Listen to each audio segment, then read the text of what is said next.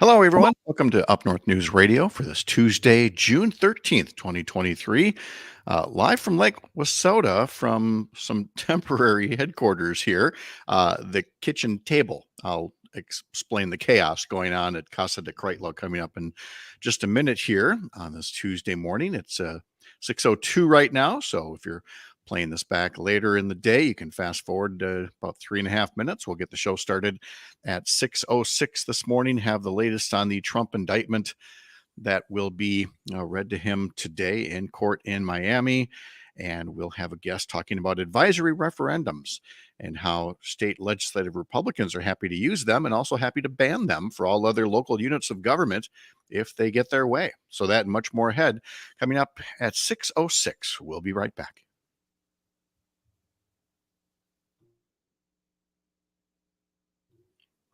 That audio still sounding fine to you, Mr. Aaron?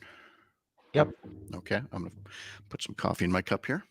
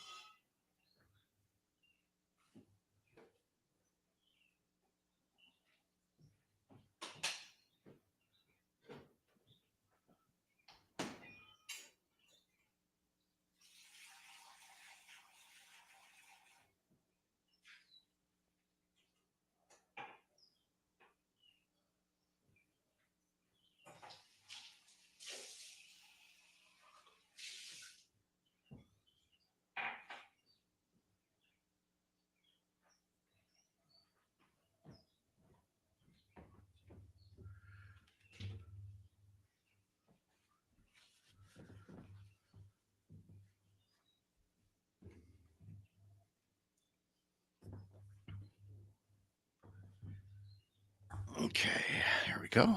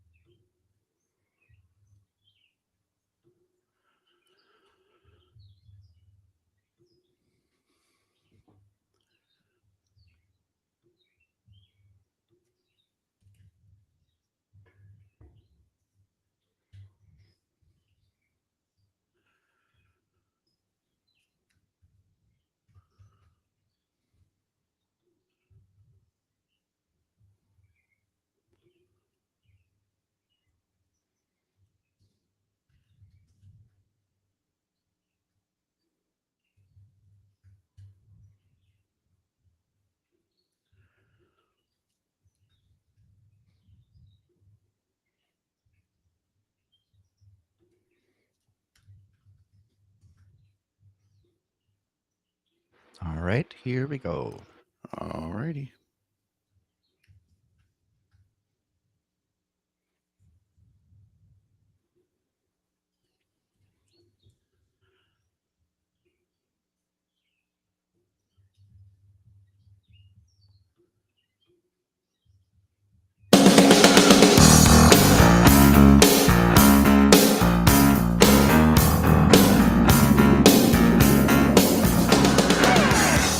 All across Wisconsin from Civic Media, this is Up North News Radio.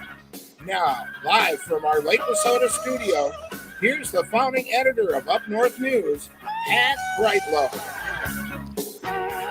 Well, hey there, Wisconsin. Good morning. Welcome to the state of Wisconsin Sense from the shores of Lake Wissota, where it's another beautiful day up north. A little on the cloudy side, a little cool, 56 degrees for folks listening on 93.5 The Tap, 53 in Green Bay, 48 in Hayward, and just nice to have you along all across the Civic Media Radio Network. Coming up on the program this morning, chaos in the Kreitlow household. Will explain for those folks watching on video why I appear to be doing the show from the kitchen table today. Also, the MAGA minions are making battle plans. You see, when Richard Nixon violated the Constitution, leading Republicans, members of his own party, told him he had to resign the presidency. How the times have changed. Leading Republicans in Congress today are not only making excuses for Donald Trump, who today formally becomes a federal criminal defendant, those same Republicans are promising revenge, and we'll discuss what could come next and its impact on all Americans. In much lighter news, Christina Lorey will be around in about a half hour with the UpLift, some of the positive stories from our daily newsletter, including the reasons your employer might want to consider a 4-day work week. Then in our second hour, advisory referendums are under examination. The same legislative Republicans who just used advisory referendums in April to boost turnout for a conservative state Supreme Court candidate now want to restrict local units of government from holding advisory referendums. Another classic case of democracy for me, but not for thee. We will talk to Hans Breitenmoser and Elizabeth McCrank all about that. Along the way, phone lines open for questions and comments at 844-967-2789. And you can tap something out instead and email it to us, radio@upnorthnewswi.com. Aaron Zomers is in Madison joining us as well. Good morning, Aaron. Good morning. I say that as I take a sip from my new coffee mug that you can probably see through the video monitor there. But since you don't watch Ted Lasso, this doesn't mean anything to you, does it? No, it does not. It is Roy Kent, and it's just Roy Kent on the mug saying, "Oi!" And if you don't watch the show, it means absolutely nothing. If you watch the show, you go, "That's cool. Where'd you get that coffee mug?" From my younger daughter, early Father's Day gift. Knowing that both Sherry and I have said the one thing that Ted Lasso has done, the series, is helped identify our spirit animal. And our spirit animal is Roy Kent. And that's really all I can say about it, because every other word out of his mouth is a bad word that you can't say on the radio. And fortunately, I have the discipline not to say that word right now, but you have an idea of where I'm going with that, Aaron. Yeah, I have some thoughts. And honestly, and I don't know what clips are out there for people that don't watch the show, but I have to believe there are clips of Roy Kent, the actor, who I should know better so I could give him proper credit. And by the way, the actor, super nice guy, but boy, does he play, the human form of Oscar the Grouch on the TV show. But as for, sitting here at the old kitchen table, and so far, because it's still just barely sunlight out there, you can't really tell behind me. But there's all kinds of furniture stacked back there, and all kinds of furniture stacked in front of me. There are mattresses and headboards here in the living room, and the contents of closets all over the place. And no, we're not moving out. Brett Goldstein. Yes, thank you. I appreciate that. Brett Goldstein is the actor that plays Roy Kent. But we are, as I may have mentioned before, recarpeting the house, and of course the entire house, because why would you make things easy on yourself? We've always said, let's just go for it. So we did, and it's going to be great when it's all done.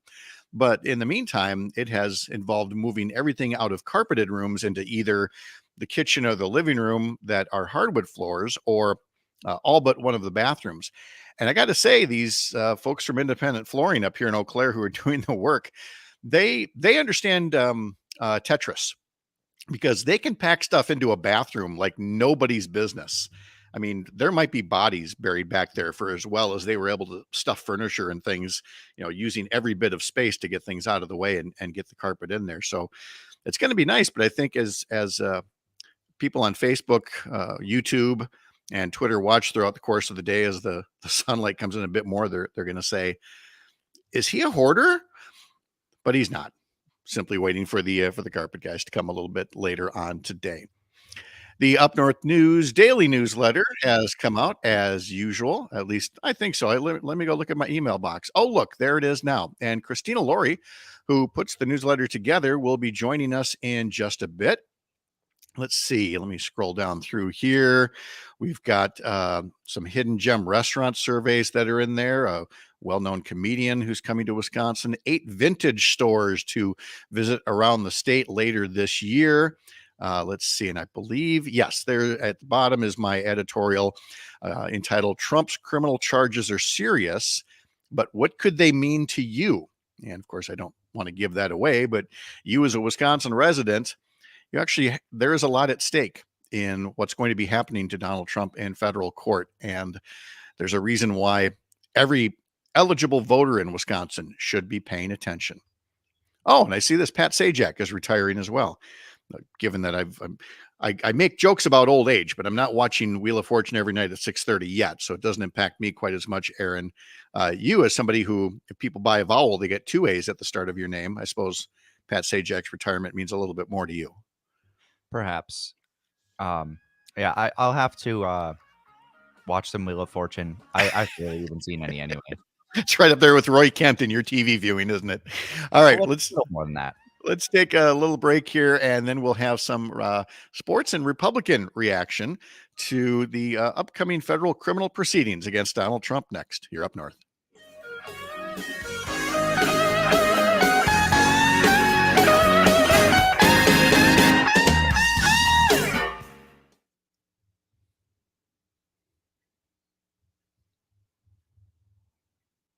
I've seen a fair amount of some game shows. Wheel of Fortune is not one of them.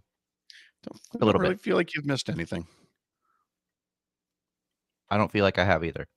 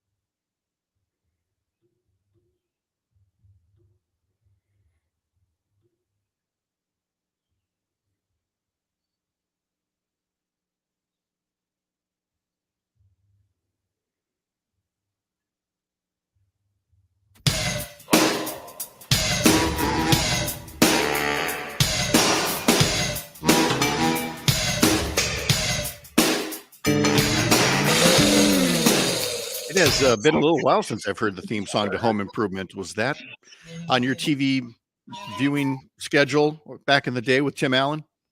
That one I have seen. Okay. And every once in a while, some of my friends will look at each other and just go, He did introduce that to the national vocabulary before he went and caught Dennis Miller syndrome. But Tim Allen turns 70 years old today, and we will have more birthdays and tunes coming up a little later on this hour. Aaron, I have good news. The Milwaukee Brewers did not lose another game last night. Yay. Hey, they were off. Yes, they're in the Twin Cities. They'll be taking on the Minnesota Twins 6:40 tonight at Target Field in Richland Center. You can hear the game on WRCE News from the Center, 107.7 and 1450 AM. And in the Fox Valley, catch the Brewers game this evening against the Twinkies on Oshkosh Air Support, 98.3 and 1100 AM. So they were off. Meanwhile, Luke Voigt, who was released by the Brewers, a former big league home run champion, has now signed a minor league contract with the New York Mets, and he will report today to AAA Syracuse. Voigt is 32 years old, and he has he hit 221 with 0 homers and just 4 RBIs in his 22 games with Milwaukee. So we certainly wish him the best regardless. And in other sports news, the Denver Nuggets have won their first ever NBA title in the franchise's 47-year history after beating the Miami Heat in Game 5, 94-89. But Aaron, give the Miami Heat some credit. Again, remember, they were the 8th seed and then came in and knocked off the top ranked Milwaukee Bucks and the Boston Celtics. I mean, they didn't get all the way, but for an 8th seed, how about that for a postseason? Absolutely. And even in this game, they were doing great for a while. Although, if you ask my friend Ethan, who's a Nuggets fan, he'll say it was due to the officiating. Well, you can always use that as a backstop if need be, but I guess the Jimmy Butler magic has finally worn out in Miami, at least for that postseason. I have no idea if that's a team that can stay together and do it again, but needless to say, they will be a force to be reckoned with if so. And then we'll see if the Bucks with a new coach can get back into the postseason and maybe run a little further into it along the way. All right, let's take a look at some headlines here, all of course, related to the upcoming federal criminal trial of former President Donald Trump. He will be arraigned in a Miami courthouse today, but there may be a delay. Something will still happen, but there will be a question as to whether he has an attorney who is licensed in Florida. In Florida, as one person put on social media, imagine being so shady you can't find a criminal defense attorney to work with you in Florida. Did nobody watch Miami Vice or Goodfellas or just about anything else? The lawyers are everywhere, but it appears when you have a history of not paying your attorneys and basically abusing your attorneys and not telling your attorneys everything, at some point, I guess your luck runs out. And that appears to be what's happening with Donald Trump finding a local attorney to work with in the state of Florida. To the degree that that delays things for a federal trial, we have yet to see. But we'll watch what happens today. We'll be watching the crowd. Security is tight. There will be people protesting on his behalf. There will be people protesting him. And hopefully, despite the many fractures in this country, many of them caused by Trump, this will not lead to any kind of violence or anything else that's unseemly. As Republicans decide how to react, they're in a quandary they've been in, one of their own making, since 2015 when Trump first came down that escalator. There are some who are now recognizing, that Trump is, from a political standpoint, a loser. He won one time, and even then, he didn't win the popular vote. He basically won on a constitutional technicality, if you will. And the only Republican presidential candidate that really seems to be saying as much is New Jersey's former governor, Chris Christie, who was the subject of a town hall last night on CNN and said to folks who keep making excuses for Trump, why don't you look at Trump himself? Makes me feel even more important. I'm just telling you, I've known him for 22 years. The only thing he understands is force. The only thing he understands is coming right at him and making your case. And if these other candidates don't want to do it, the American people and Republican primary voters have to start to understand this. When did we get to the point where we're always blaming our adversaries for the weakness of our candidates? Oh, it's the Democrats' fault. It's DOJ's fault. It's this person's fault. It's the media's fault. How about it's his?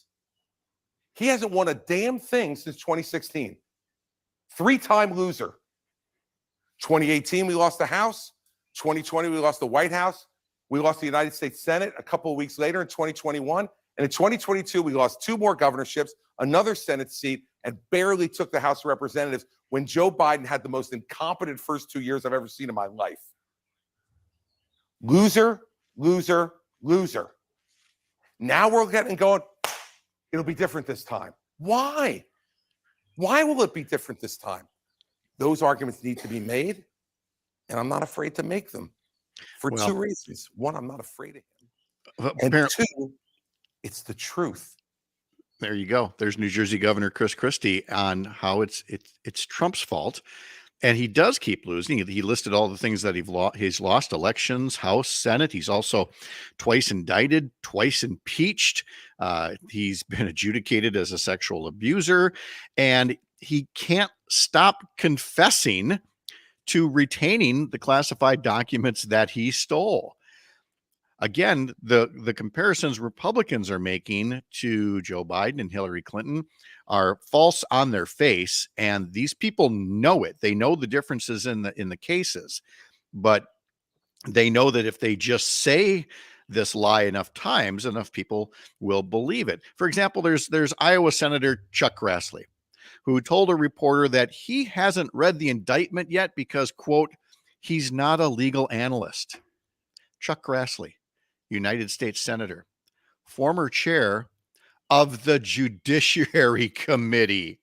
That Chuck Grassley, I haven't read it. I'm not a legal analyst. And then there's noted classified document security expert Kevin McCarthy, Speaker of the House, audio also provided on CNN, who said that Trump actually took care of classified documents better than President Biden did. By the way, his documents go back to his time as vice president or senator, and all were returned promptly when it was noted that they were mixed in with some not classified documents. But regardless, here's McCarthy trying to conflate the two and get the reason why somehow Donald Trump's scenario is better. Was that a good look for the former president to have boxes in a bathroom? I don't know. Is it a good picture to have boxes in a garage that opens up all the time? A bathroom door locks. A bathroom door locks. Well, that's a skiff. If that's not one of those secret facilities in armored buildings where you look at records, I don't know what is, other than that ridiculous photo of that bathroom at Mar-a-Lago, where the boxes were stacked on top of each other. And then boxes were moved even after Trump knew that the National Archives wanted those documents back. Why did they want the documents back? They had nuclear secrets. They had battle plans for the defense of the United States of America. There is no former president other than this guy who would look at that and say, yeah, I can just leave that laying around in a box. Whether he showed the details to anybody, whether somebody got into Mar-a-Lago and got that information, all remains TBD, but it is still A, the recklessness of it, and B, the intentional obstruction of justice that has you wondering what it is about these Republicans that continue to stick with him other than hoping he can somehow help keep them in power. Presidential hopeful and former South Carolina Governor Nikki Haley has changed her tune a bit on Trump, saying at first when the news broke about the indictment that the decision to pursue charges represented, quote, prosecutorial overreach, double standards, and vendetta politics. But now, she said in an interview with Fox News on Tuesday, if this indictment is true, President Trump was incredibly reckless with our national security. That's a bit of a shift from her, probably made easier for her because people like Chris Christie are speaking out as well. Very few people want to be the first to turn on a member of your own party, but it does happen and should happen. But it could get uglier yet from here. As noted by Greg Sargent in the Washington Post yesterday, House Judiciary Chair Jim Jordan of Ohio is looking at potentially harassing the prosecution by casting a wide net demanding documents. Now, Attorney General Merrick Garland may say, no can do. That is way too sensitive of information in the beginning of a trial with national security implications. But that would just put more pressure on Congressman Jordan to do more, like maybe even hold the Attorney General in contempt. And then that leaves it to House Speaker Kevin McCarthy to see if he really wants Republicans who are in close districts that President Biden carried in 2020. Would he really want those vulnerable members to vote for what Sargent writes is such a naked effort to derail an apparently damning prosecution? And if Jordan's antics produce little, he writes, it's plausible that MAGA Republicans could then demand the threat of a government shutdown defund the government and do it whatever else it takes to defund or otherwise hobble the prosecution. And so you have the Trump Republicans who we're not sure if they're just going through performance art or if they're wanting some actual results. But either way, it's going to lead to a split in the Republican Party between those who want to go through the motions of defending Trump without aligning themselves too firmly against the rule of law, and those who want the House to treat the fantasy of Trump's persecution as a genuine MAGA emergency and act accordingly. And if so, and they certainly are showing signs of being capable of it in recent days with House Speaker Kevin McCarthy, then everything that we thought we avoided about 10 days ago in terms of a government default, we could end up seeing again as the next federal budget is crafted. Now, this one would not necessarily lead to default. It could lead to something arguably as bad or worse. You see, part of the reason that agreement came together about 10 days ago was the incentive on both sides that there would be punishing cuts on things each party likes, essential services from Democrats and defense and military cuts for Republicans, each to be used to prompt them to come up with a better deal, with a deal that works. But if Trump Republicans derail all this and those cuts take effect at a time when Russia and China are making noise out there, how helpful are these Trump Republicans going to be to the rest of us?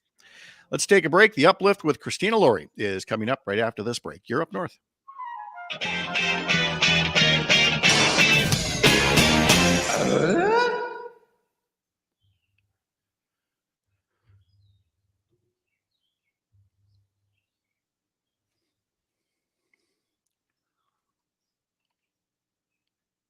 You know, Chris Christie could have said this like years ago. Yes. Yeah.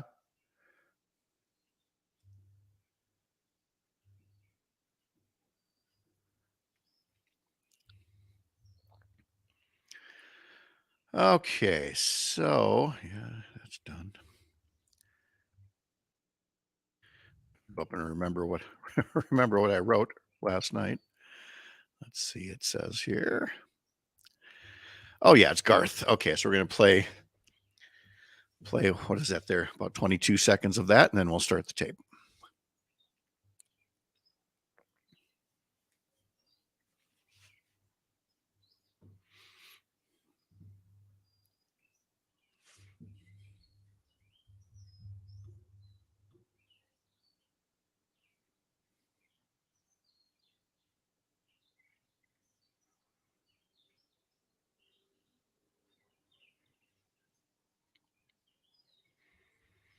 Aaron, when you look at that picture, do I look a little off center? Do I look like the house is leaning one way here?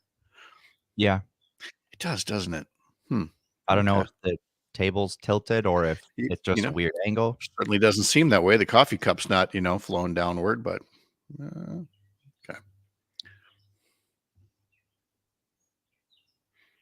All right. Well, I got something to work on during the interview.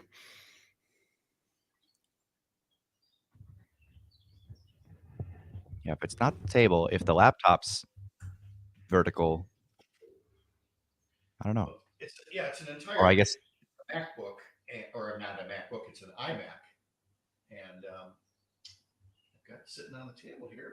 But I guess I just need to tilt the other way. Am I going the wrong way? Let's see what happens when you don't have a mirror image.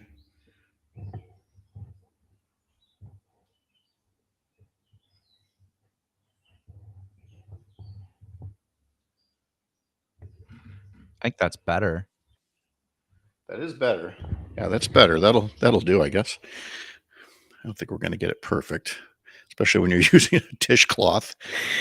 Okay. Yeah, that doesn't look as obvious.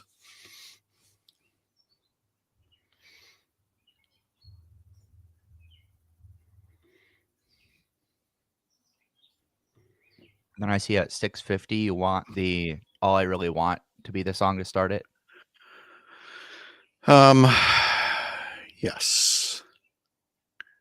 Oh yeah, because it's got kind of a long intro, and So I'm going to talk over like the second half of the intro. I'll take it up to the post, and then we'll let her sing the first two lines, and then I'll actually get things going.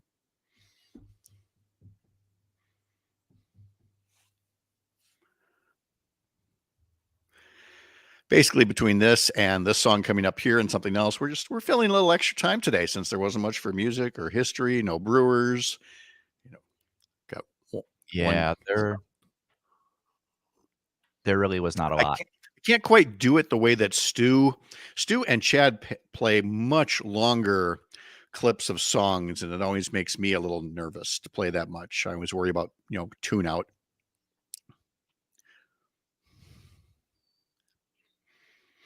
Right. Well, 15 seconds. All righty.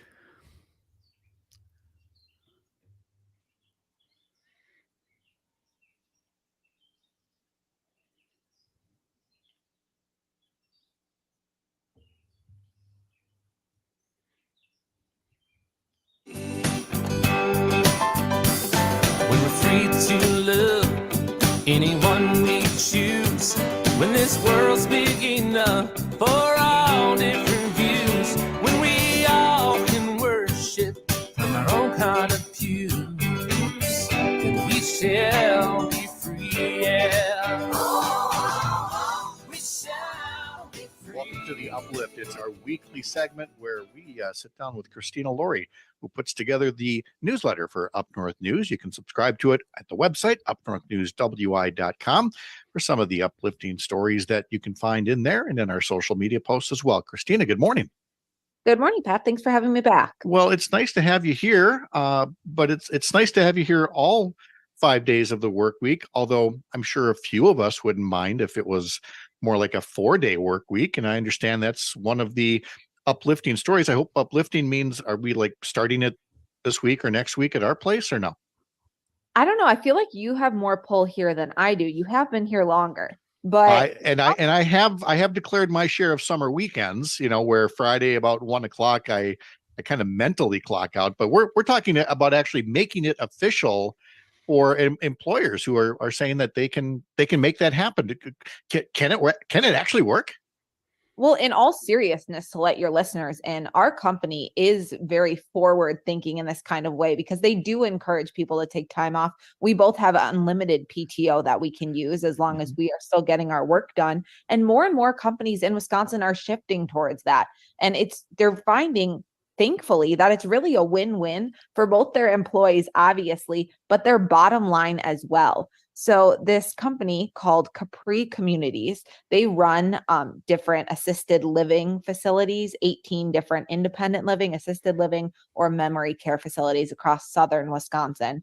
And they've launched their 4-day work week, and they started it out of necessity. There's a massive nursing shortage. I know that we've both spoken about this in countless stories before, and they're doing it to attract more workers. So employees get to choose 4 8-hour days that they want to work every week, as long as they include 2 weekend shifts, because nursing, of course, is a 24/7 operation.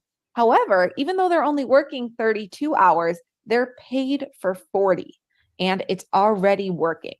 Hiring managers saw an immediate spike in applications, 10 times the number they received this time last year, and they've been able to fill those positions, which they are essential. They're needed more bodies right now within weeks rather than months. So, Pat, I think that we should bring some of this data to our managers and push for this.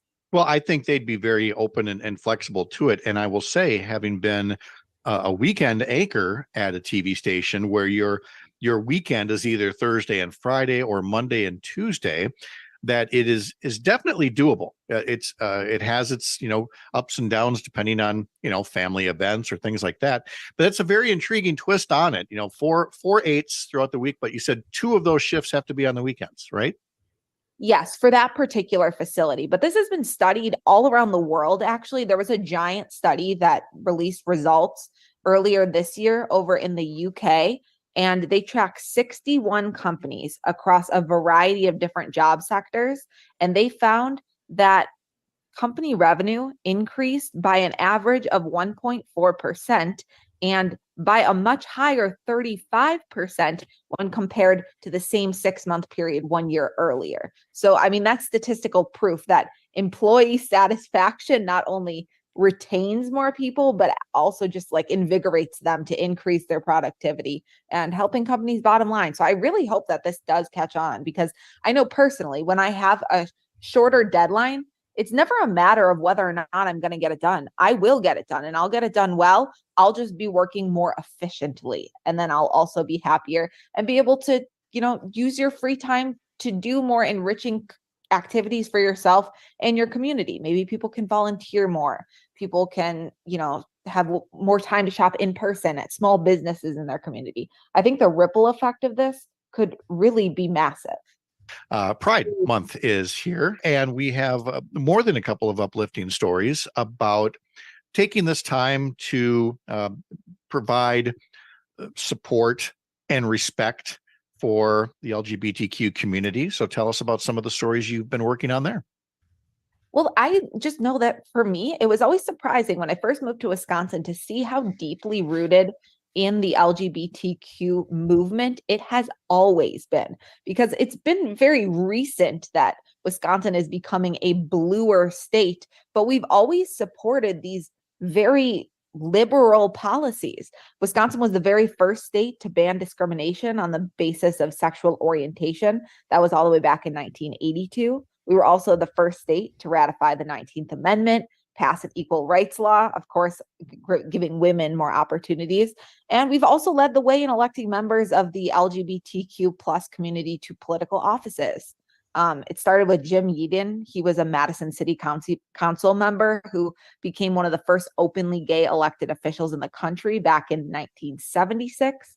Then 5 years later, former U.S. Rep. Steve Gunderson became the first Republican to serve in the House of Representatives when he was openly gay. And then in 2012, of course, current Senator Tammy Baldwin became Wisconsin's first openly gay senator, as well as the state's first women's senator, period. So we've long been a pioneer in the Pride movement. The progressivism, runs deep here. And I want to call people's attention to the Todd Alba show last week, Wednesday. He had a fantastic segment, both with Senator Baldwin and Congressman Mark Pocan, in talking about being LGBTQ members of Congress. And both of them also served on the Dane County Board, and they too talked about the early progressivism of Wisconsin voters. And actually, Steve Gunderson was going to be part of the panel as well, but he had to travel. And I covered Steve Gunderson quite a bit during his time as a Republican incumbent for the 3rd Congressional District. But it is definitely worth noting that despite all of the, whatever you want to call it, debates, contentiousness that we have today, that Wisconsin's pride roots really do run deep. I just wanted to bring up something about the trans movement, because I think that often gets overlooked, especially this month. There's a super cool chef based out of Madison. His name is Dave Heidi. He has a restaurant. He's owned several restaurants over the years. You may have heard of Liliana's, Little John's, Charlie's on Main. Well, he rebranded. So he's named, let me backtrack. He named each of those restaurants after his kids. He has 3 kids. He had 3 restaurants. Each kid got a restaurant named after them. Well, Liliana's was named after his daughter. His daughter has since transitioned. They are now Ali.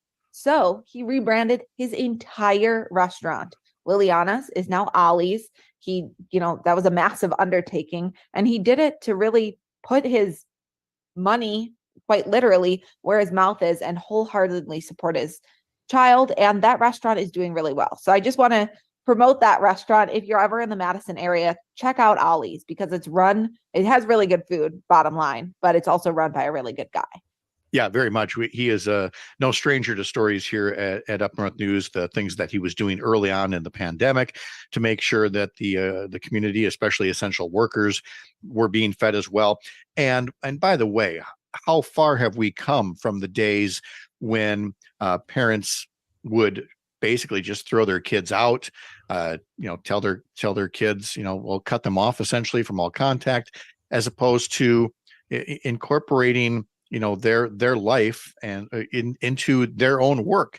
And to see that from Chef Heidi is a fantastic thing. What else are we working on for Pride Month? You said there were several stories here to work on. Yeah, I mean, there's just an abundance of things that we're always covering.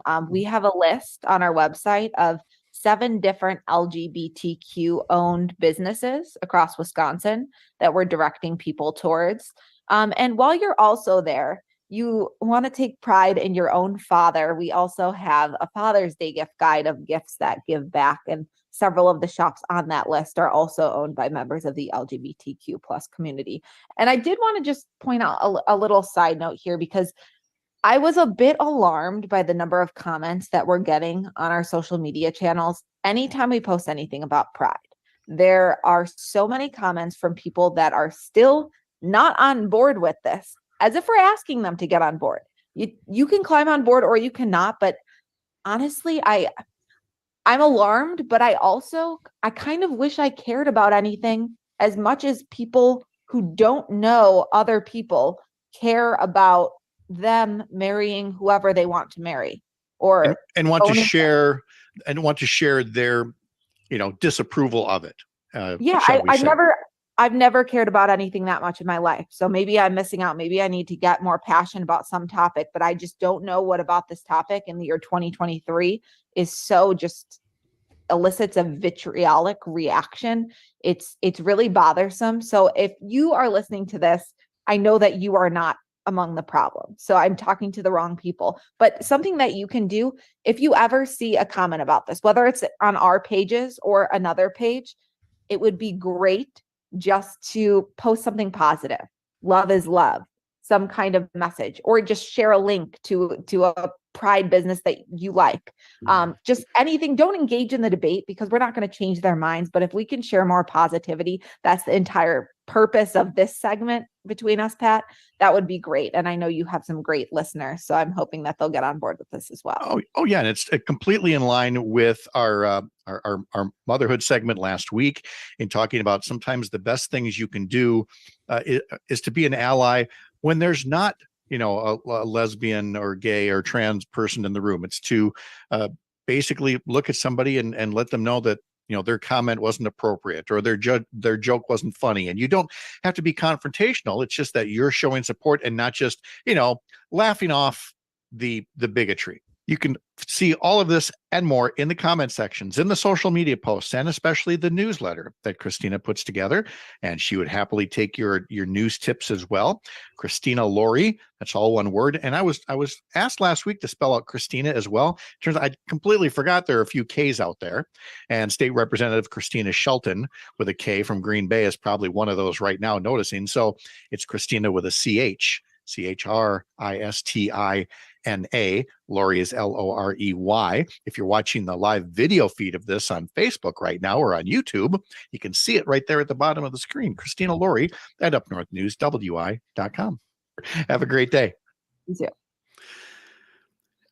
Christina's point is very well taken, that the comment sections of social media have produced more toxins into American society than almost anything short of, right-wing radio and TV. And in all cases, it's an instance where decades, you would almost say generations of progress are being undone by folks who, as Christina put it, don't want to get on board, which is a very, gentle way of calling out bigotry, racism, sexism, xenophobia, whatever the case may be.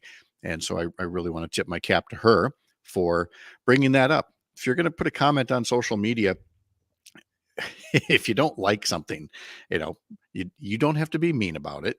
And if you do have to be mean about it, don't be surprised when there's pushback, but it really doesn't help anybody. We had State Representative Deb Andraka on last week from Whitefish Bay, and I just wanted to follow up that she teased, and indeed legislative Democrats followed through yesterday on reintroducing a package of gun safety legislation to address rising murder rates and all kinds of, gun violence incidents in Milwaukee and elsewhere. Certainly to also address what we're seeing across this country. Attorney General Josh Kaul was part of the news conference, along with Andraka, State Senator LaTanya Johnson, State Representative Sheila Stubbs, and they all are part of the Legislative Gun Safety Coalition. It's a very common sense package. Attorney General Call said that inaction is acceptance of the status quo, and the status quo on gun violence is unacceptable. We need the legislature to step up and take action. And as noted in a story in the Milwaukee Journal Sentinel by Tyler Katzenberger, the bills would expand background checks, close up a bunch of those loopholes for private vendors, online sales, gun shows. There would be some exceptions for antique firearms, gifts, inherited firearms. But in terms of being able to avoid a background check on a new gun, as LaTanya Johnson put it, no one, and I mean no one, should be able to avoid a background check simply by purchasing a gun from an unlicensed seller. And if you want to hear more of that interview that I did with State Representative Deb Andraka, you can go to civicmedia.us and look for the Up North News show and look at a listing of all of our hourly shows and guests. We'll have This Day in History and a little music break coming up for you right after this little commercial timeout. You're Up North.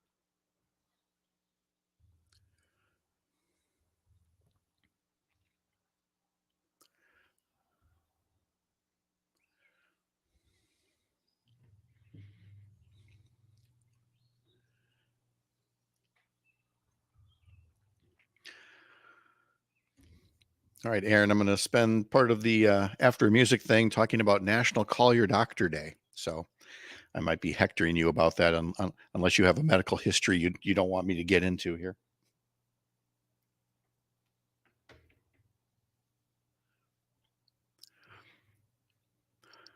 I'm going to take that to mean you're just fine. Or that, my audio is off and you're listening to something else.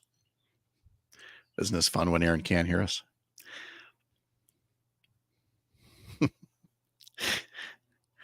All right, now we're going to have some fun with him. Stand by for that.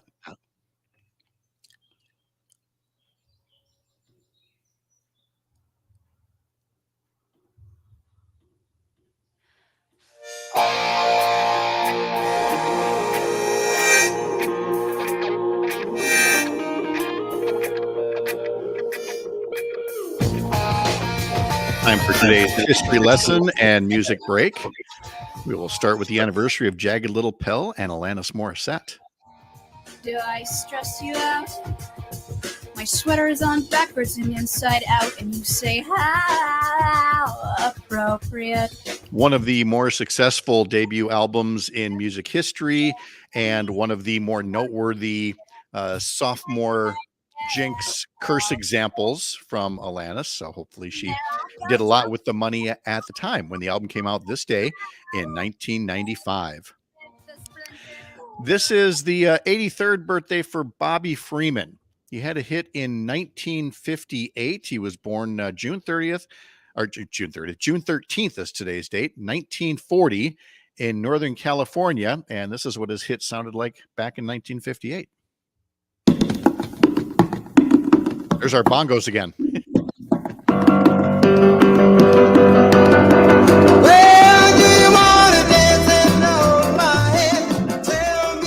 bongos never stop.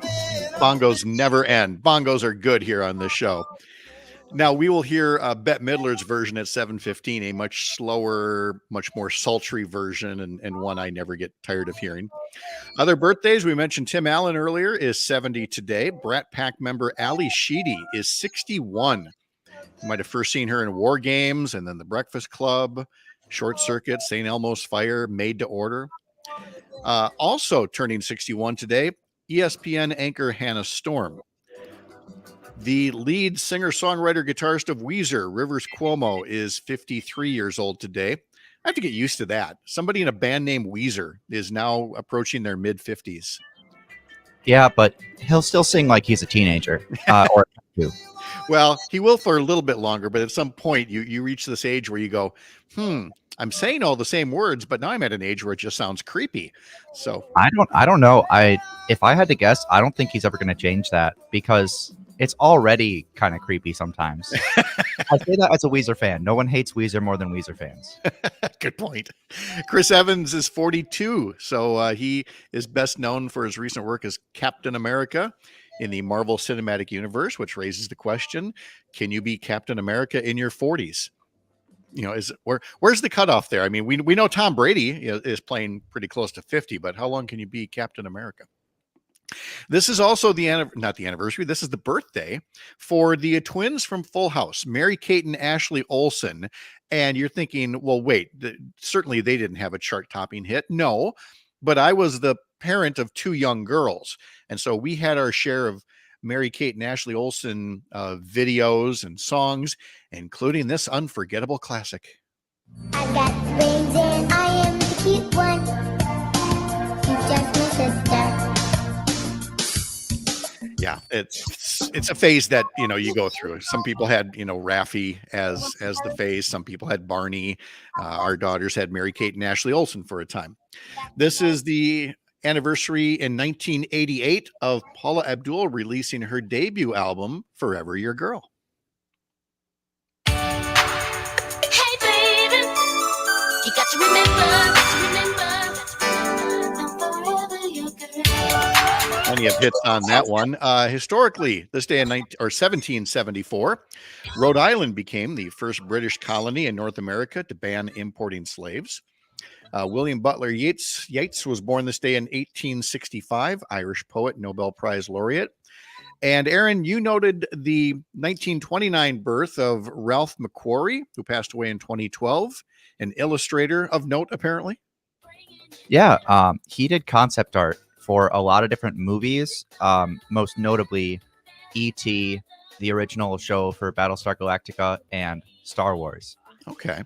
I thought that was interesting because somebody that I used to work with at Channel 13, his name is John Rubish, and he is an illustrator as well and does a lot of this concept art and every so often posts it to Facebook. And I have just been amazed at watching him, well, now for 25 years or so, watching his skill just continue to grow, and it's been picked up occasionally. And again, that's obviously all artwork is amazing to me at one form or another, but some of these things are just, they have to be so visionary. You're basing it on nothing but what your imagination can concoct. So, and somehow they can still make such consistent worlds that are different from other things they've illustrated. Yeah, that's a very good point. All right, the 7 o'clock hour often starts with me saying that it's National such and such day. I think yesterday was National Peanut Butter Cookie Day, if I remember. Wait a minute, what did Roger send us? Roger sent a note, no different than Ringo Starr singing "You're 16" today.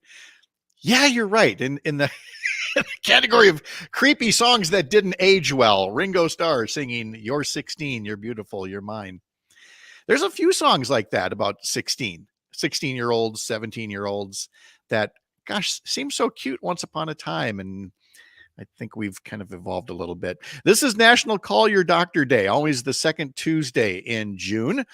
And it is something that is meant to remind young women to schedule their annual Well Woman exam, because so many women, put work and family and other obligations before their own health. You can find no shortage of surveys that say that, there's a huge percentage of Americans, 80% in some cases, that delay or forego preventative care. That number only goes up when you're talking about younger and younger adults. So National Call Your Doctor Day helps set an example to establish a baseline for your health. Now, while this particular national day was set up for women's health, the simple fact of the matter is men are not much better at it. And folks watching The Secret Show on Facebook know I was chuckling during the commercial break because Aaron had my microphone turned off, so he couldn't hear me asking him if there was anything sensitive in his medical history before I grilled him on whether he has seen a doctor lately or if he's like a lot of other men and they put off, getting those wellness checkoffs. So, Aaron, if there was anything I wasn't supposed to ask you about, sorry, you should have been listening during the break. Yeah, should have been. Well, I did go to the doctor recently, and it's because I did not have a primary care provider due to um, the fact that I don't live in Manitowoc anymore. And then Mhm. also with the pandemic, I kind of already didn't really have one, but they kind of loosened the restrictions on when you can't see your pediatrician anymore. But anyway, now I finally got it sorted out. So are you finally going to move beyond a pediatrician and get yourself a general practitioner or a family practice or an internist? I do have one, yes. All right, very good. I will admit, let's see, I think I was about 30 or so when I finally figured out the difference between all of those, that you could go to a family practice doctor or an internist or a general practitioner. But again, it all, because of the wonders of this country's health system, has to do with what your insurance will cover or won't cover. Something unlike anywhere else in the world. And yet somehow we still managed to tolerate all the hoops that you had to jump through just to make an appointment, find somebody new. Yeah, I just hope that when I have to switch off of my parents' insurance, which is obviously coming up in a couple of years here, that they will still let me to see or allow me to see the specialist I have for some conditions that I do have. So Yeah. Well, I mean, you can see anybody. It's just that if it's not covered, you better bring a briefcase full of money because again, yeah, the wonders of the American healthcare system that some people are still blocking. Much more in our next hour. You're up north. Oh, I didn't know you had Ringo there. I would have let into that better. I could have turned it up sooner, and I guess you would have heard it. But That's okay. All righty. Time for more coffee.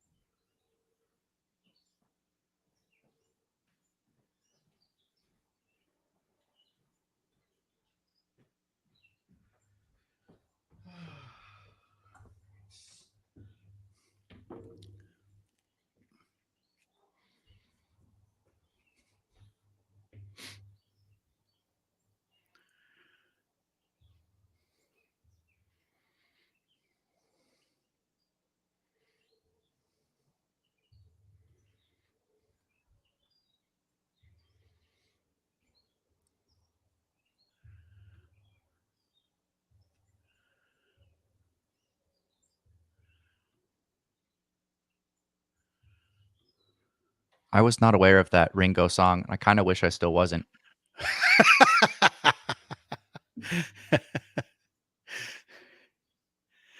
Yeah, at the time it was perfectly charming when you think maybe, 18 and 16 doesn't seem so creepy, but maybe even 19 and 16 a little less so. And then it just gets weird. And then you're singing it in your 30s, your 40s. He's now in his 70s.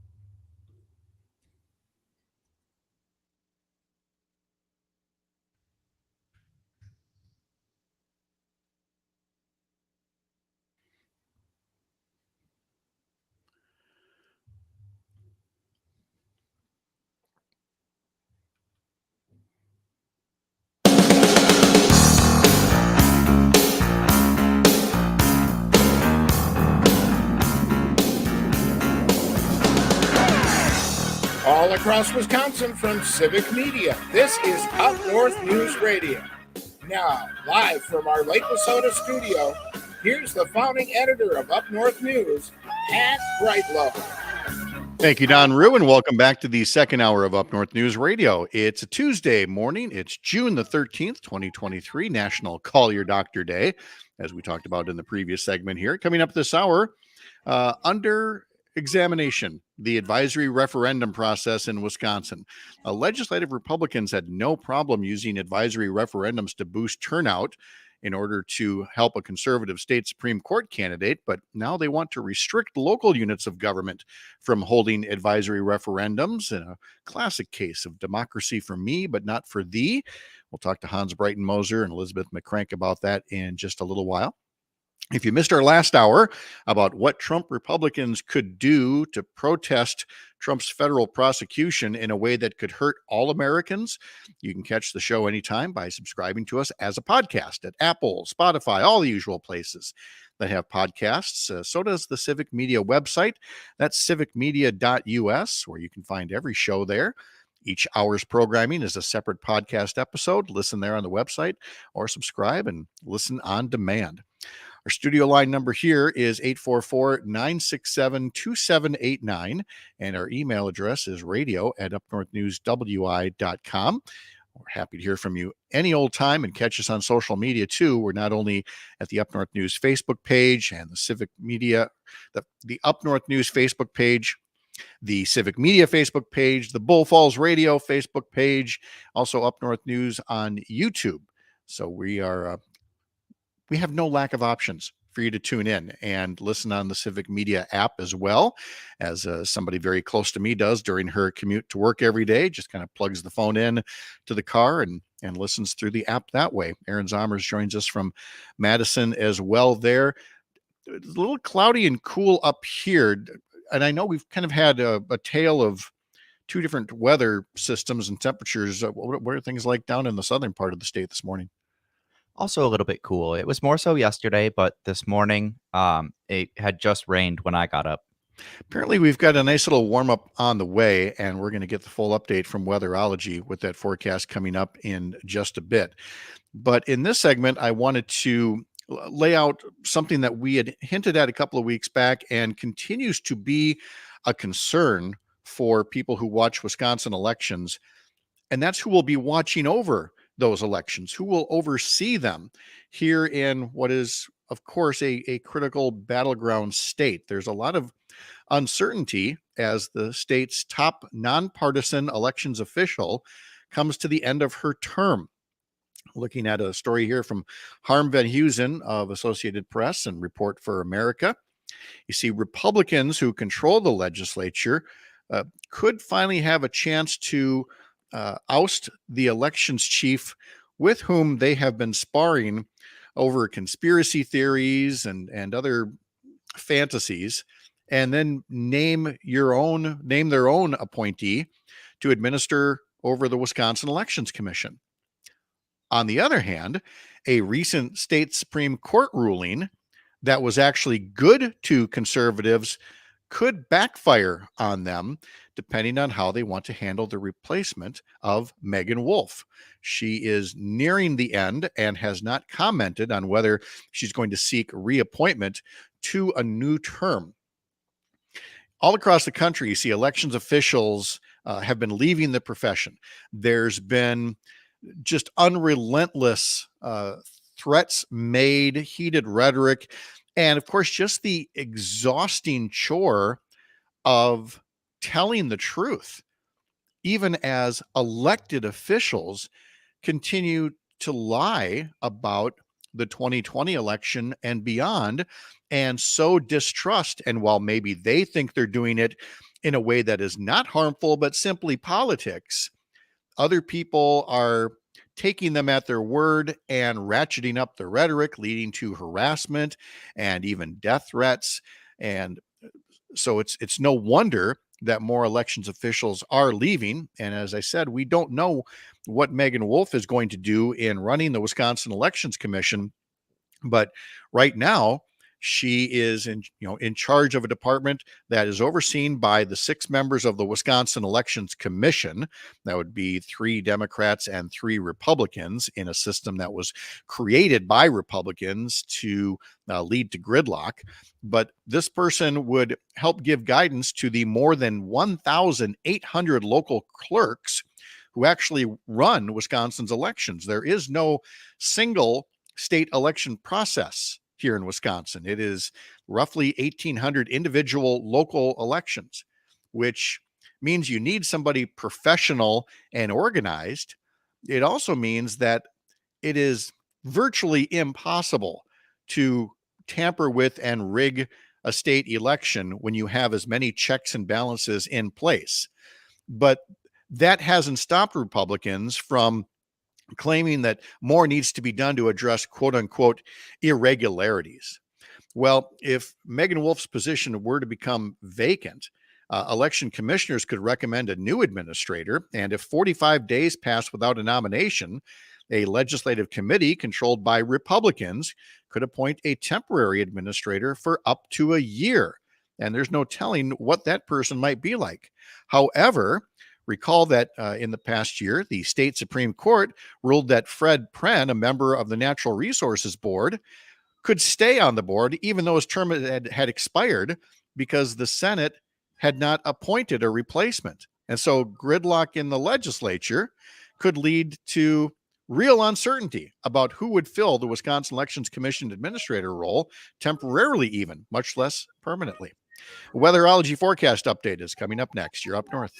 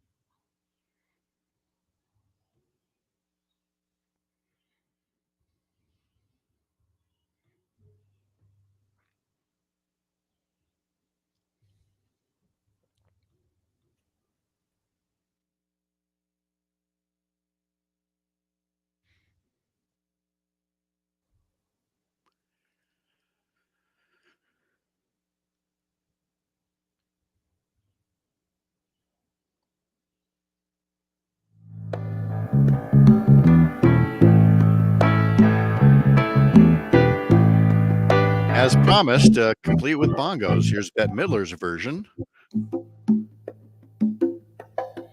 Do you wanna dance and hold my hand?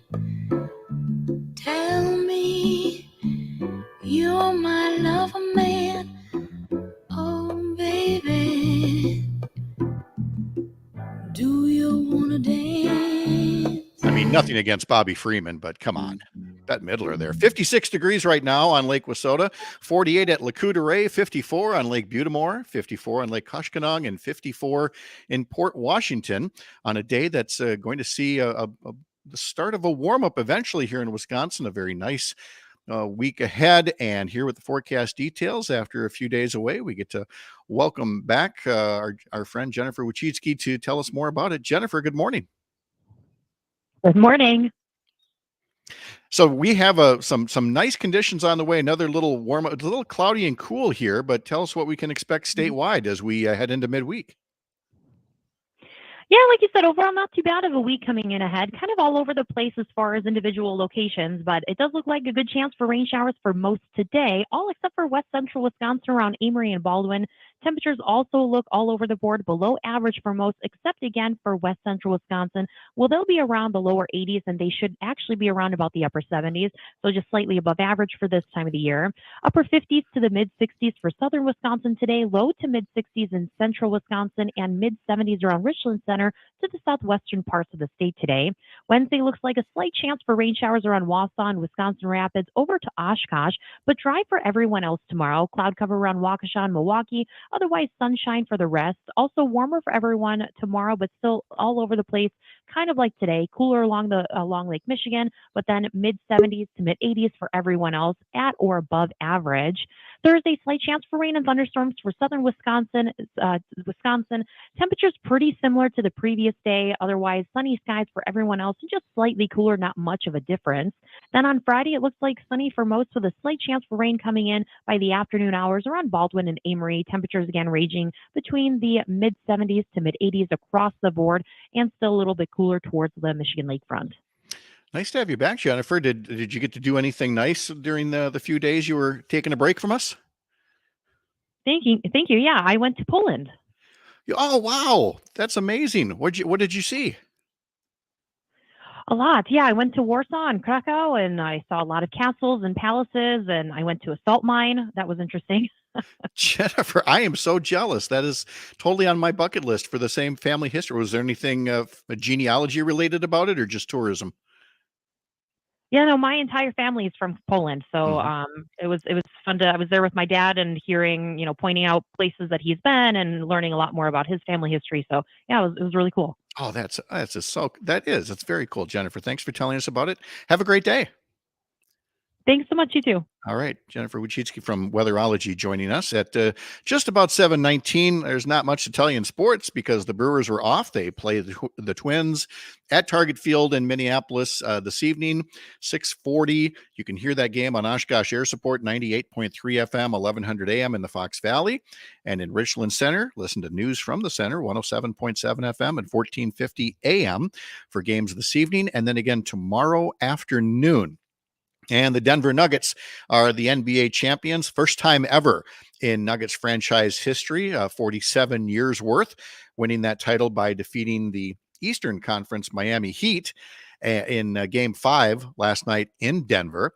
Miami, the 8th seed, making it that far to the NBA Finals. So you have to ask yourself, would the Milwaukee Bucks been able to go that far as well if the Heat hadn't beat them in the first round of the playoffs? Of course, we'll never know, but got to tip your cap to Miami for going as far as they did to get to the NBA Finals. It looks like there's going to be a huge overhaul of the way that alcohol laws are structured in Wisconsin.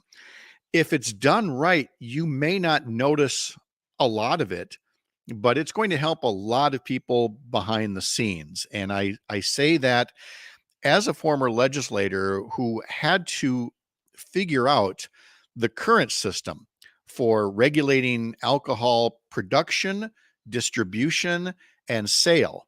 three different things. And in the 1930s, after Prohibition, a new system was created, a three-tier system. It was designed to prevent monopolies so that one company couldn't produce and sell wholesale and retail the liquor that they made, that there would be room for producers, but then there had to be distributors before you could get to retailers. Well, over the decades, there have been many changes out there that affect people, like special events. There's things like wedding barns and craft brewers and people that would like to, ship alcoholic products, maybe problems too, across state lines. So this has been something that is years in the making. And again, because I haven't seen the details, I'm choosing to be optimistic about this, largely because of having seen it from inside the Capitol, that if Republican lawmakers and Democratic Governor Tony Evers' administration have all been involved in these negotiations, and it looks like a new bill was introduced last Friday, is scheduled for a public hearing today, which means the legislature could pass it in just a couple of weeks. And if that happens, there will be people that say it properly updates state laws in a time that saw the birth of, beer giant Miller in Milwaukee, even as smaller craft brewers like New Glarus, which makes Spotted Cow, make beers that are available for sale only in Wisconsin. The bill would require venues that sell or allow alcohol at special events to get a permit or a license to operate legally. There would be wineries that could open earlier in the morning, the same time as bars, because right now, again, the antiquated system has two different sets of rules. There would be the creation of new guidance for contract brewing, winemaking, distilling. You see the small distilleries that are springing up, all over Wisconsin as well. Brandon Scholes is president and CEO of the Wisconsin Grocers Association, and he says this bill will address issues that have become, quote, a daily pain in the butt for retailers, according to an article written by Scott Bauer for the Associated Press. Scholes calls it a long time in coming. And Scott Bauer writes, perhaps the biggest change is creating a new division within the State Department of Revenue to regulate and oversee regulating the alcohol industry and enforcing the law, because one of the loudest targets of criticism under the current system was the lack of a dedicated state office to interpret and enforce the regulations. But that was a rather tall order anyway, because again, the laws themselves have not really kept up with changes in, the hospitality industry, restaurants and bars, groceries, again, the small craft brewers that have popped up along with the mega brewers as well. Republican Assembly Speaker Robin Vos had fought off attempts to make piecemeal changes over the years and said instead he wanted a more comprehensive bill, and was optimistic that what passes the legislature will be signed by Governor Evers. A wide array of those involved in the alcohol industry have already registered in support of the bill. Everybody from New Glarus Brewing to Molson Coors to Quick Trip, the Wisconsin Craft Beverage Coalition, the Grocers Association, the Wisconsin Wine and Spirit Institute. And as Speaker Vos put it, it has wide support because, quote, everybody gets something out of this and it doesn't do harm to anyone else.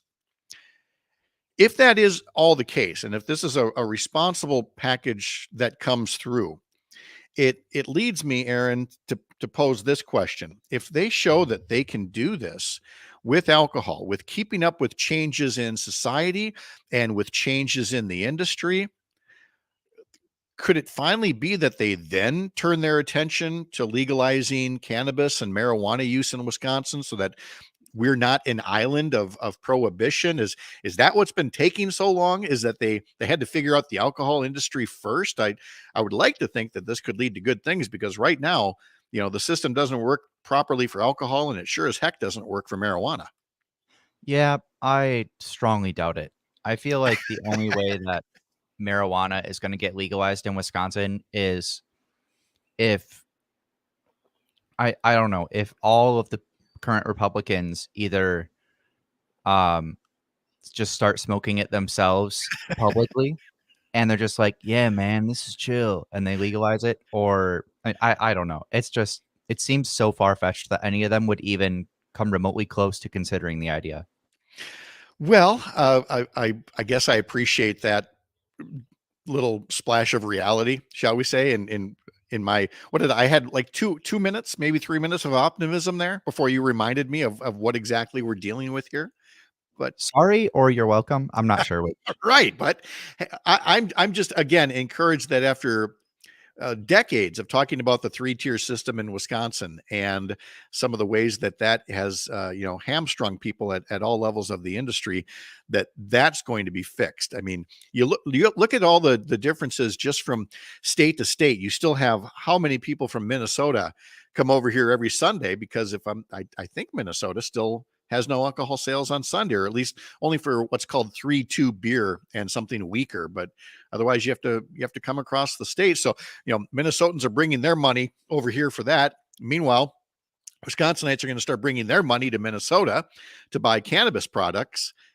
It's all such a jumbled mess about, the money that goes between state lines one way or the other.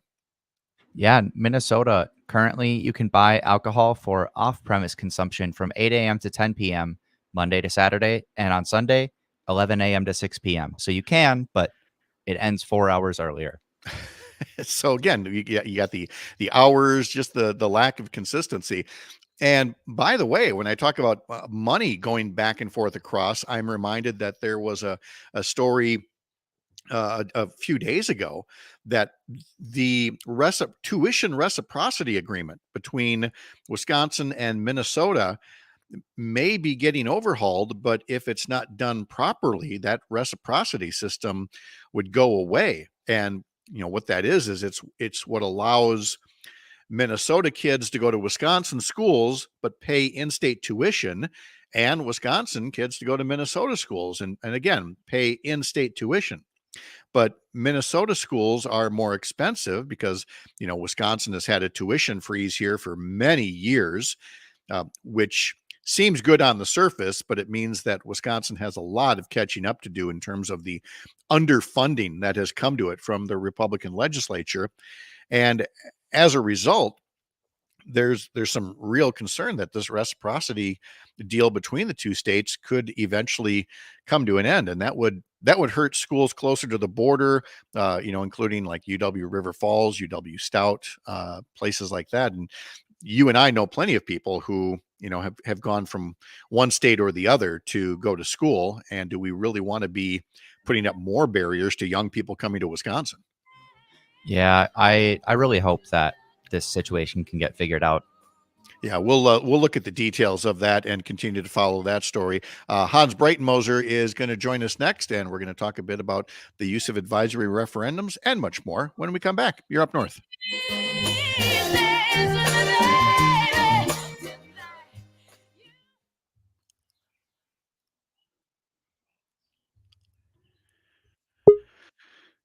All right, we got Hans, we got Elizabeth. How's it going? Good morning. Good morning. How are you guys this morning? Great. Well, it's a bit soggy up here, but it beats 90 degrees at 8 in the morning. Yes. I'm a fan of soggy right now, Elizabeth. So Oh yeah, good point. Good point. Yep. Yeah, it saves having to water everything yourself. That's right. All right. All right, guys, we didn't do a lot of back and forth by email. So Hans, tell me a bit more how we want to organize things this morning. Well, I think I would like to just introduce Elizabeth as a Lincoln County Board Supervisor who I worked with when I was on the board, and somehow segue into this nonsense that the legislature wants to prohibit localities from doing advisory referendums, because it's the way that we have a voice in our state government. Okay, and along with her personal experience, Hans, obviously we'll have the time for you to speak in whatever detail you can about all the fair maps advisory referendums and the significance of that. And Elizabeth, what was refresh my memory what you were working on for an advisory referendum? So the county board has been investigating whether we should keep operating Pinecrest Nursing Home as a county facility or not. And it's a big issue for a lot of people. So I introduced a resolution. Uh-oh, I just popped off. Can you guys still see me? I hear you just fine. Yeah, your camera is off for some reason, but that's okay. I don't know. The broadband in Lincoln County isn't. I know. Hans gives me that all the time. So I'm aware. And there's a relationship between that and this issue. So I introduced an advisory resolution for an advisory referendum to find out exactly what the public wants, because this is a weighty issue. And it was killed by one of my colleagues who is on the county board and also serves as a state representative. It was killed, and in doing so, what he said was, I'm comfortable making decisions. I don't need to ask the public their opinion. And I really was stunned by that. And I think, and the chair supported him by saying, well, we have a representative democracy. So I'd like to talk about A, my experience, B, the role of advisory referenda in representative democracy, and the responsibility of officials to be responsive to the public. So that's where I'm at. No, that all makes perfect sense. So good. Yeah, and you may have noticed that once I start talking, I kind of get on a roll. So do whatever you need to break in and interrupt me. We'll have 15 minutes going here, so we'll have plenty of time to work with. Right. We will get going in 1 minute, so I will just step aside for just a second here. You guys just hang tight.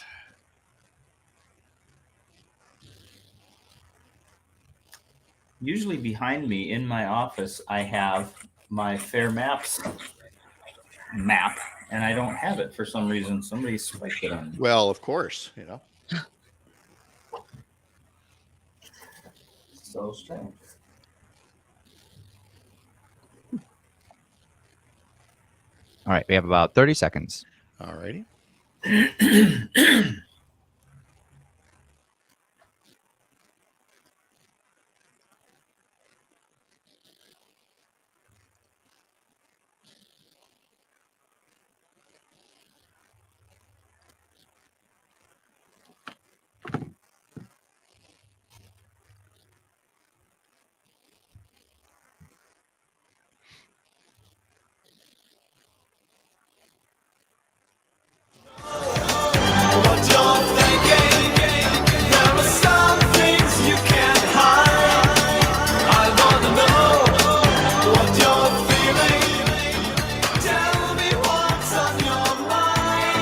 A song that was not written about advisory referendums, but perhaps it should have, as we get into our topic here with our occasional visit with Hans Breitenmoser, former member of the Lincoln County Board, a dairy farmer from up in the Merrill area.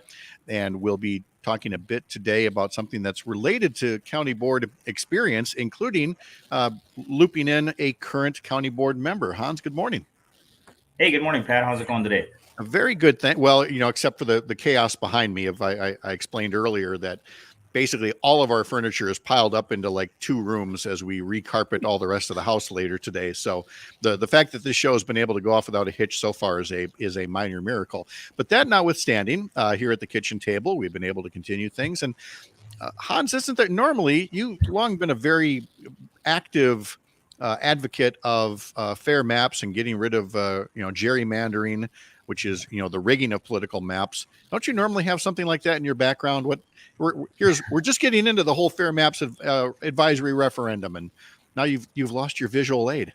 Yeah, I know. I had a map. I had a nice little laminated map, always right behind me at my desk here, to illustrate how many county boards passed resolutions against gerrymandered state maps, and how many county residents were able to vote on referendum to do the same thing. And it was a stunning illustration of how much when you allow people to express their opinions, how they do so on important issues. And so I was going to have that at my side here today, and for some reason it vaporized on me. That's the way it always happens. It does. Elizabeth McCrank, Lincoln County board member, is with us as well. Elizabeth, good morning. Good morning. I think that Someone must have swiped my camera. Whoever swiped Hans's Fair Maps poster obviously took my camera because it's not working this morning. So good morning. Thanks for having me here. Yeah, you bet. It's nice to have you both here. Of course, we're familiar with Hans's service on the Lincoln County Board and about advisory referendums about fair maps. And Hans has made the point repeatedly that this is a topic that enjoys broad support. But again, on an advisory referendum basis, not a binding referendum, which would be something like, what a school board has to do if they want to increase taxes, to do some work. So I just want to make sure we spell out for the listeners the difference in topics. We're talking about advisory referendums here, which can be a very useful tool to gauge public opinion and to demonstrate public opinion to others. But it can also be used in a different way, as legislative Republicans recently did, putting up advisory referendums on the April ballot, things that were already in state law, but essentially using the questions as a way to gin up turnout to benefit conservative Supreme Court Justice Dan Kelly. And yet these same legislative Republicans are now looking to prevent local units of government from holding advisory referendums. Elizabeth, you're a member of the Lincoln County Board. What were your thoughts when you heard that the legislature might try to prevent you and other county boards from holding advisory referendums on important issues? Well, like you, Pat, I recognized the hypocrisy instantly that when they wanted to use advisory referenda for, as you said, reasons to gin up turnout in the election, they were all on board with it. But when it's actually a case of learning what the public values and wants, then they don't want anything to do with it. And that's rather stunning. My recent experience in the most recent county board meeting was that the Lincoln County is dealing with a very weighty issue. And that issue is whether we should continue to operate our local nursing home as a public institution or not. I feel like this is such an important issue. I introduced a resolution to the county board for an advisory referenda, and it was killed by one of my colleagues on the board who also serves in the state legislature because he said, and I quote, I feel comfortable making decisions. I don't need to ask the public their opinion, end quote. And he was supported in his position by the county board chair, also a former state legislator, who said, yeah, this is a representative democracy. We don't need to ask the public. We can do things on our own. I was stunned. I was actually stunned that we would think that representative democracy somehow gives us permission to simply dismiss the values and the desires of the public. So it was you're stunning. right. There's no one clear line that says this is where public advice ends and representative democracy begins. And it does, Hans, sound like a rather convenient excuse that representative democracy is when you're taking votes on behalf of the people who elected you. An advisory referendum sounds like it could be a rather useful tool when used properly.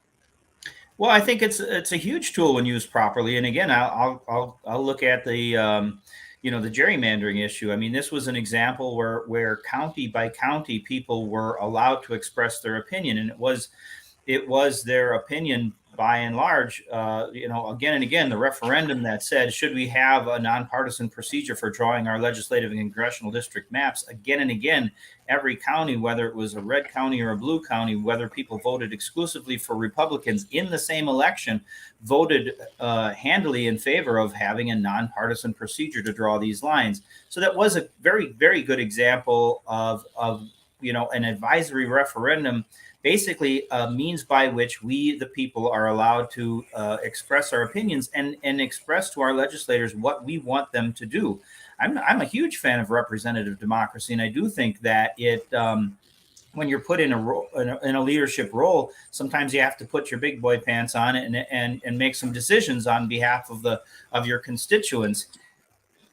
And it is the case that there are things that are complicated and they're so far into the weeds that, we probably shouldn't have, referendums on every 98-cent detail, to be sure. But when we're talking about advisory referendums, I feel like this is a means by which our legislators can get the actual pulse of the situation and really get to understand what their constituents want. But that means we have to have a legislature who is interested in doing what their constituents want, not just for their handpicked voters to do what those folks are looking for. So the gerrymandering one was, I think, just a stark example, and it was interesting too because it was such an important advisory referendum.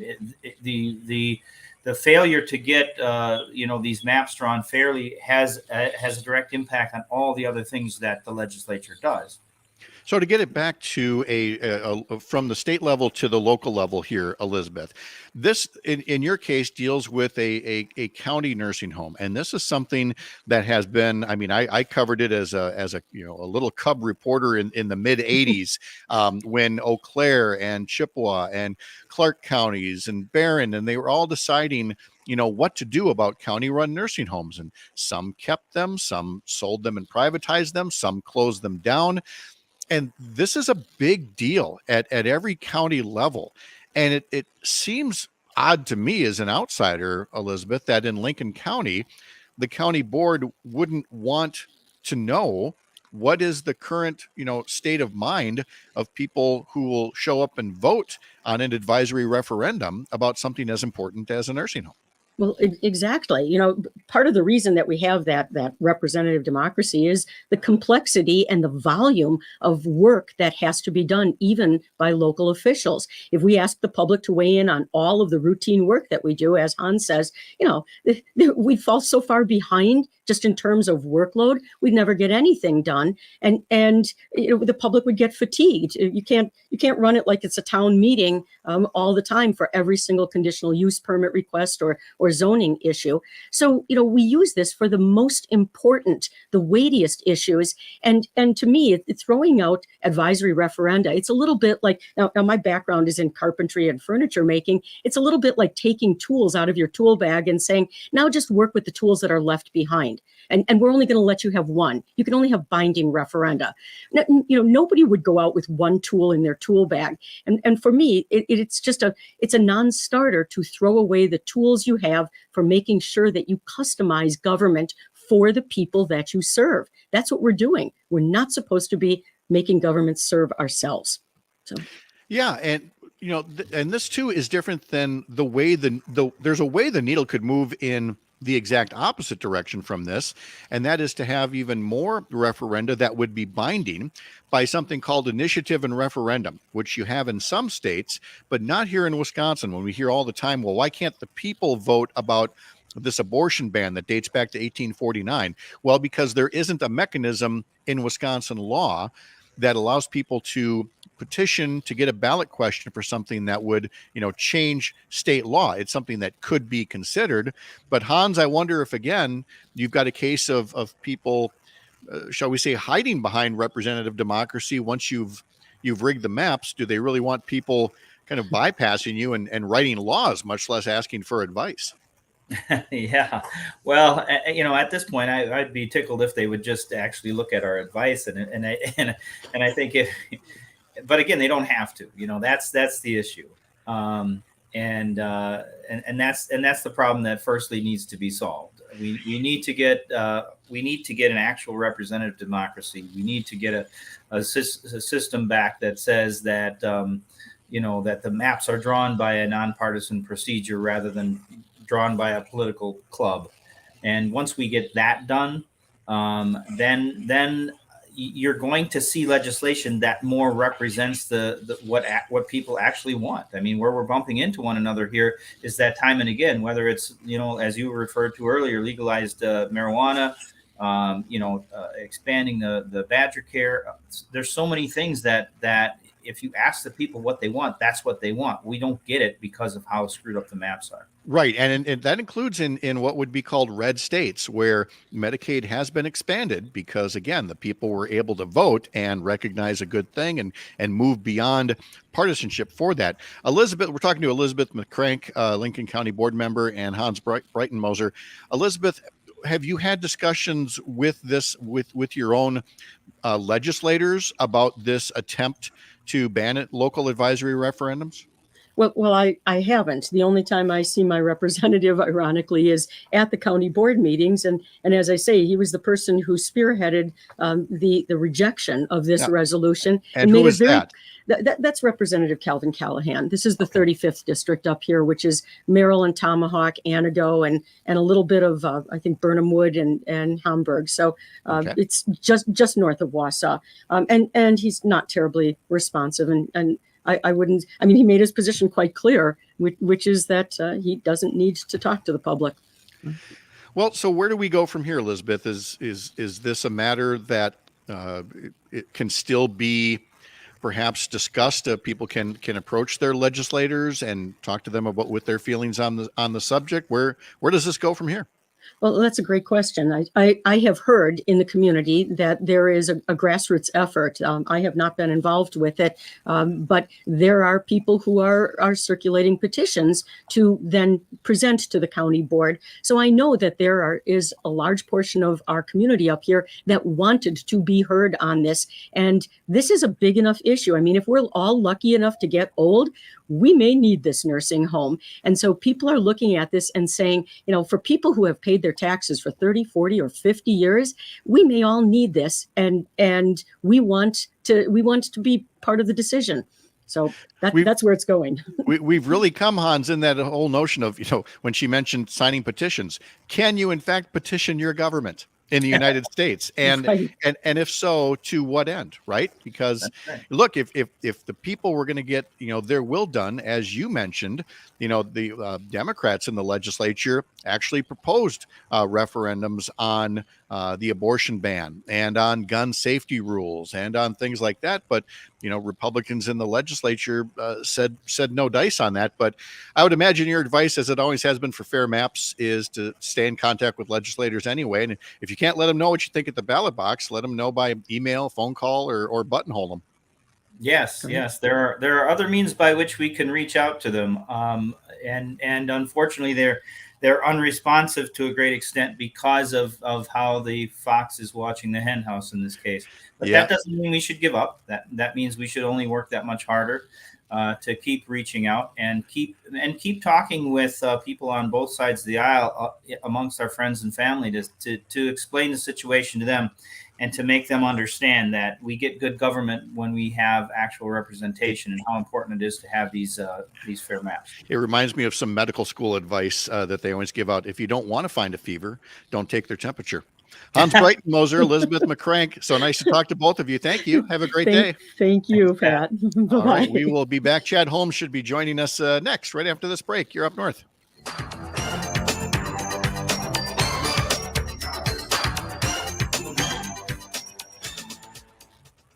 And there we go. All right. Elizabeth, thank you so much. Thank you, Pat. I really appreciate the opportunity to just make a connection and talk to people. I hope that worked well for everyone. And because I think people need to know about this stuff. They need to know what's happening. Oh, absolutely. So hopefully we've given you a nice segment that you can share with folks as well if they want to hear more. And Hans, as always, I can't thank you enough for continuing to find such outstanding folks to join us. You bet. Keep up the good work, Pat. All right. Thanks, you too. Have a great day. Yep, you too. Bye-bye, Pat.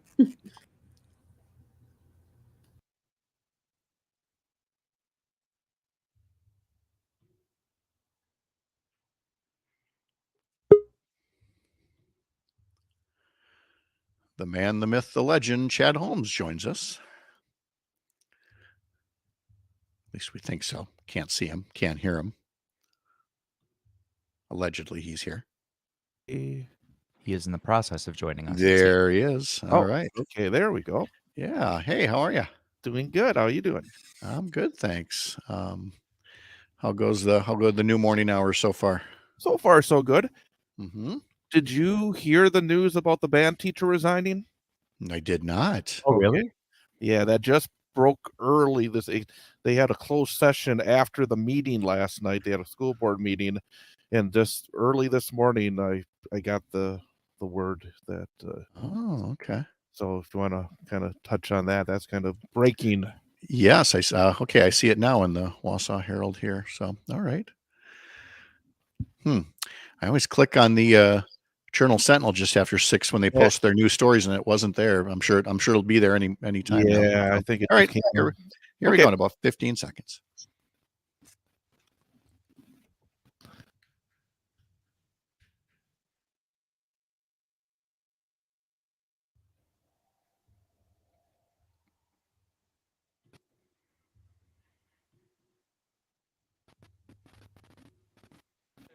I've been everywhere, man. I've been everywhere, man. Across the deserts bare, man. I breathe the mountains. Chad Holmes joins us now from Bull Falls Radio in Wausau, has a show on weekday mornings, 8 to 10 a.m., meaning he's taking some time out of his show preparation to join us. And it's going to be a busy show today, Chad. Good morning. There was breaking news overnight from the Wausau School Board. What has come to pass over there?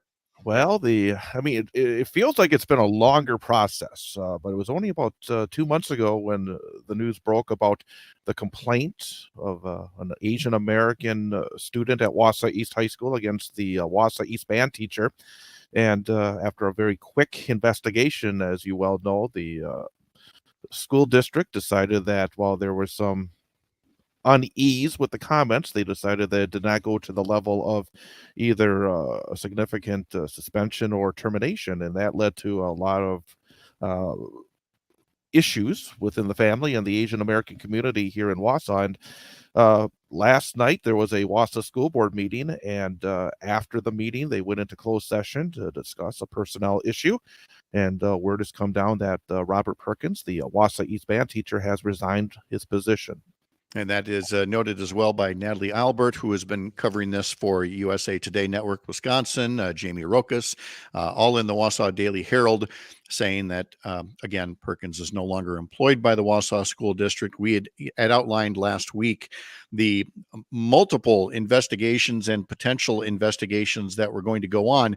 And rather than continue to dwell on the homophobic and racial slurs that this teacher hurled at this particular student, I just want to maybe tie a bow on this the same way that we did last week, and that is, it's just about following the proper process. And if you'll excuse me, I'm going to go far afield for just a moment here and make again the same point about the Trump classified documents case. If he had returned all the documents, even though he improperly took them, but if he had returned them the same way that, President Biden, Vice President Pence, and others had done, you wouldn't be in such a mess if you follow the proper procedures. And that's exactly, well, not exactly, but that's basically what we're seeing with the Wausau School District and the school board, is just follow this through and don't make it look like, you were being almost as hostile toward the complaining student as the teacher appears to have been. 100%. I mean, again, and I think you hit it on the head, because that's kind of the way that I want to discuss it today on my program. Is I think any fair-minded individual realizes that the behavior that was put towards this student, and again, again, it's not an adult. This was a student who had to deal with I think, inappropriate comments and behavior, but that's bad, of course. But then the way it was responded to, where people who should have known better, people that should have been able to follow the written guidelines, they completely dropped the ball, and it led to, I think, a couple of months of really unnecessary strife within the family of the student, within the Asian American community, and with the community itself. It was really just such an unforced error, and I just hope that everybody that was involved in this realizes that mistake, that it's not all well that ends well, that make sure this does not happen again. Just follow your procedures, follow what you're supposed to do, and treat everybody fairly, because that was really again, I not to say the main problem. Obviously the underlying behavior is ultimately the main problem, but again, it just added such an unforced error to the entire situation. And I will say again, I will draw the parallel to the Kiel School District a year ago, where again, if an investigation had just been allowed to, unfold, then there wouldn't have been nearly the heated rhetoric and the threats of violence that we're seeing. But when right-wing activists decided to get involved and alert national media in an attempt to short circuit the investigation, that's when things got worse. I forget which major sports coach said, trust the process. The process is there for a reason. And then if it doesn't go well, then there are appeals and things like that. But if there is a process in place, step one is to follow the process. Now, as for the show itself, I'm sure that will be a topic, and as will the Trump indictment. But tell me a little bit more about either what you've been talking about or what's ahead on the Chad Holmes show. Oh, today will be a little bit of fun, as you well know, because once in a while I'll bring on our old friend Oliver Burrows to go outside the Oliver. bubble. I'm gonna go outside the bubble. I'm gonna find out why Republicans are so gung ho on supporting Donald Trump here on Indictment Day. Now wait a minute. I think now look, I haven't talked to Oliver in some time here. Is Oliver somebody who you think is going to come on and be a Trump defender, No. or one of those who says, look, I am a mainline conservative, but I'm not going to defend Donald Trump in this case? One thing I want to find out is, I mean, he got contact within that community. Mhm. And I'm going to find out what's the thinking behind it, because again, the party of law and order, and Right. and again, something that we don't hear people saying, "Oh, he's innocent." No, it's, "Oh, what about the emails? What about Hunter Biden? What about Biden and I mean, it's all what about? Oh, get back to what is the philosophy here? What is the ultimate philosophy here? Is it, hard on crime when it involves minorities and people don't have means? I mean, sometimes it feels that way. Even if you look at the New York subway situation, I mean, or stand your ground. I mean, there are always a little. You can have these aspects where it's like, oh yeah, we're tough on crime, except. Yes, law and order for thee, but not for me. Exactly. I want to kind of delve a little bit into that. Sure. All right. Well, that will be a very interesting discussion. I have no doubt about that. And in our remaining minute or two here, I just want to say again, the endurance that you bring into covering high school sports. And you said as much recently, posting, you don't count how many high school sports broadcasts you've done, but it was another significant number, but it's something that you love. And that's why you've been doing it for a quarter century. And hopefully for another 25 years, you thanked, the radio management, but especially thanked, the parents, the athletes, and then all the local businesses who support it. Because again, these things, you love what you're doing, but it's always better with a paycheck, because these things don't just happen out of thin air. They happen with community support. Absolutely. And our terrific salespeople are already getting to work on our new season. Now we get a little bit of a break. We will get back going in about 2 months. But again, for those folks who have been on board, always appreciative, because without them, we couldn't do it. And hopefully folks who appreciate what we do, because again, as I've said so many times, being on the radio, having a radio license as Civic Media does, there's a responsibility. And one of the great things that Civic Media does, whether it's through news or whether it's through discussion, whether it's through events that we're part of, and through play-by-play sports, we're very much connected. So again, looking forward to having a little bit of a break with a little less travel here, and then we'll get going back with it when football starts in mid-August. Yeah, go do something fun for yourself, at least for a little while. You've most I'm on definitely vacation in earned it. 2 weeks. I'm counting the days. I'm counting the days to get away for a week. So There you go. All right, enjoy it. Chad, have a great show. Thanks for visiting. Thank you, Pat. All right. So Chad coming up from 8 to 10 on Bull Falls Radio. Other folks will be hearing Earl Ingram. Some of you in Wisconsin Rapids will have WFHR mornings. You in Madison, you'll be hearing Stephanie Miller, and our Civic Media stations on the western side of the state about to hear Stu Daniels. Wherever you are, have a great Tuesday. We'll see you tomorrow.